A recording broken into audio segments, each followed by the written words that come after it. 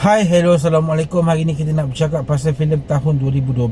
Okey, diterbitkan oleh Luc Besson. Terserah aku ketika itu memang Luc Besson memang kerap lah terbitkan filem di bawah dia punya production house Europacop. Okey, kita kenal filem-filem macam Transporter. Lepas tu ada juga filem-filem Jet Li, aku silap Unleashed ke apa tak silap. Ini adalah satu lagi movie. Tapi movie ni aku rasa movie yang cheap grade. Bukan diarahkan oleh Luc Besson, tetapi memang diterbitkan oleh dia lah, dari tulisan dia. So arahannya yang arahkan tu orang lain. Okey, tajuk filem ni ialah Lockout. Okey, aku dengar movie ni pun pernah ada isu juga, sebab kononnya filem ni telah meniru satu filem klasik. Okey, yang tu apa boleh search sendiri, aku tak pasti.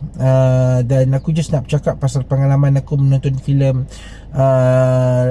lakonan Guy Pearce ni. Okey, Guy Pearce ni memang pelakon yang memang sangat-sangat terkenal lah ketika itu kan.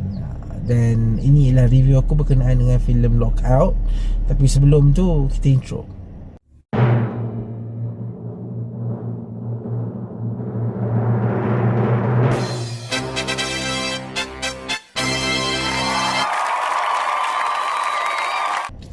Baik, Lockout merupakan sebuah filem science fiction. Okey, berlatar belakangkan zaman masa depan, di mana ketika ini to cut short lah, cerita dia pasal satu penjara ni dekat angkasa lepas, yang mana ketika ada satu lawatan ni, okey,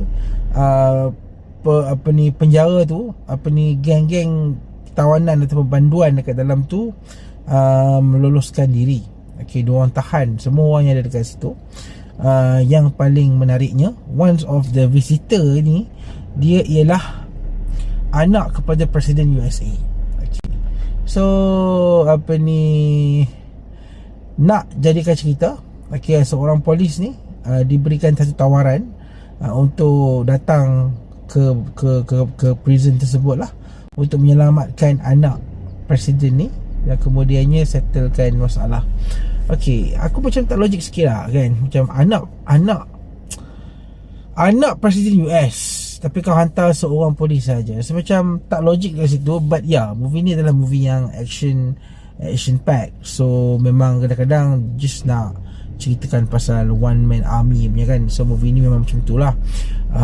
So tak payah fikir lah kenapa USA tak hantar tentera instead of hantar hantar tentera, tapi kalau dalam ni dia pergi hantar seorang je.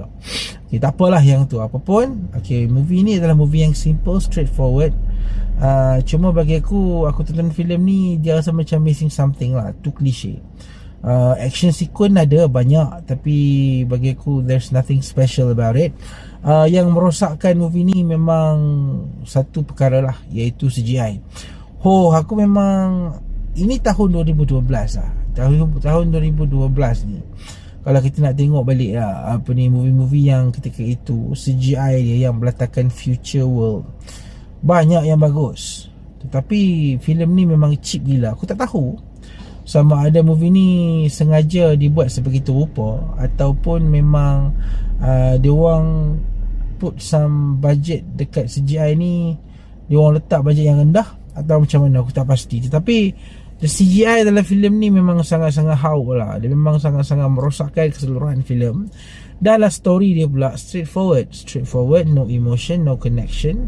Watak Guy Pearce memang flat gila. Watak perempuan tu yang anak Presiden US pun flat gila. So emotion dengan geng-geng penjara tu pun bagus.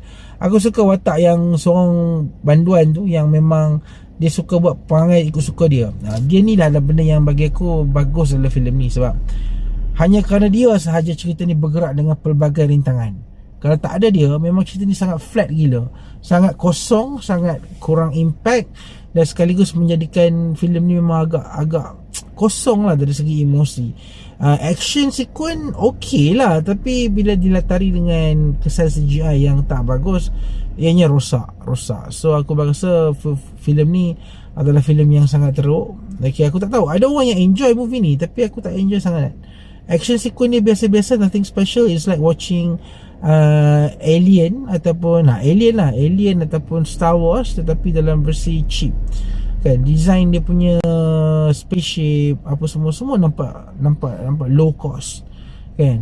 Ada satu scene awal tu, scene kejar-mengejar dekat bandar tu pun, ya Allah, nampak sangat macam CGI gila. Memang nampak, I mean that, aku tak tahulah adakah memang macam tu, dia orang sengaja buat macam tu ataupun macam mana, aku tak pasti. Tapi memang tak impressive lah kan. Dan boleh layan lah siapa nak try movie ni. Tapi aku rasa, entahlah, aku tak berapa suka. Dan aku rasa itu sahaja review ringkas aku berkenaan dengan filem Lockout. Tapi sebelum tu, kita jumpa lagi. Assalamualaikum.